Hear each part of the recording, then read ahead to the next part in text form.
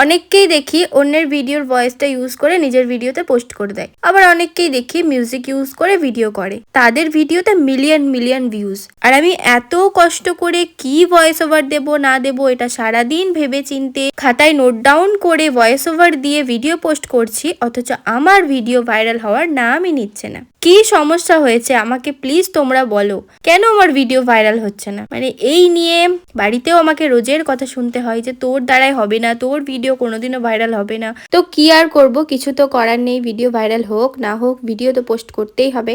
Hello everyone, আমি Rukhsana and welcome to my channel.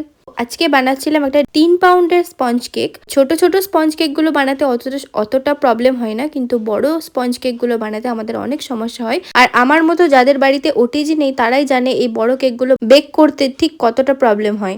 যাই হোক, এই স্পঞ্জ কেকটা ছিল বাটারস্কচ ফ্লেভারের। এই কেকটার জন্য আমি ব্যবহার করেছিলাম একটা 8 ইঞ্চি এবং একটা 5 ইঞ্চি কেক মোল্ড। আজকে শাউট আউট পাচ্ছে আমার খুব মিষ্টি একটা subscriber Trisha. Thank you Trisha.